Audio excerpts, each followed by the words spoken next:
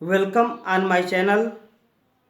द्विआधारी संबंध के प्रकार आपको बताए थे कि द्विआधारी संबंध जो है 5 प्रकार का होता है।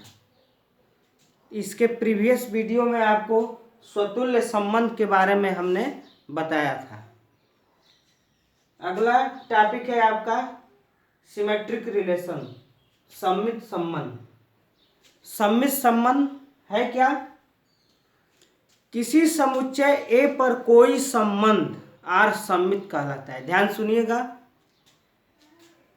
किसी समुच्चय ए पर कोई संबंध आर सममित कहलाता है यदि और केवल यदि x y belongs to R implies that yx is an element of R where xy is an element of A या where xy belongs to A। एक बार ध्यान सुनिए, सममित संबंध की परिभाषा।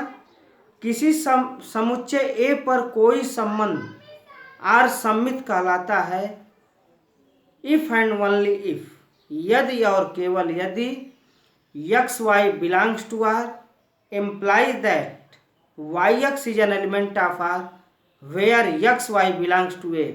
या इसको ऐसे लिख सकते हैं, x is related to y implies that y is related to x where xy belongs to A। देखिए, द्विआधारी संबंध की परिभाषा आपको याद रखनी पड़ेगी।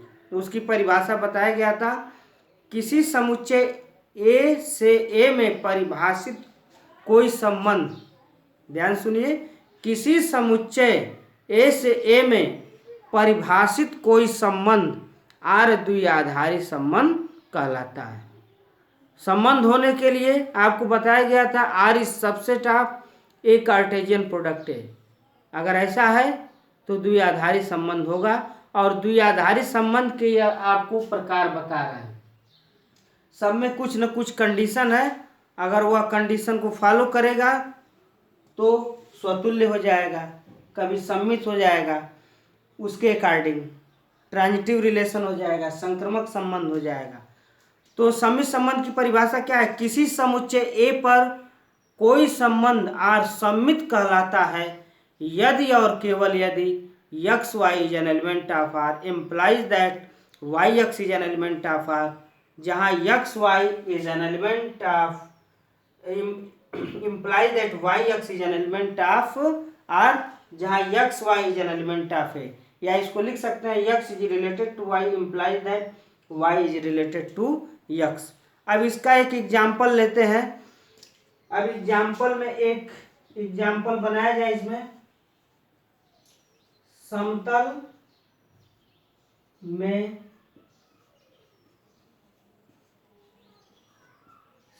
में स्थित रेखाओं में, समतल में स्थित रेखाओं में लंब संबंध।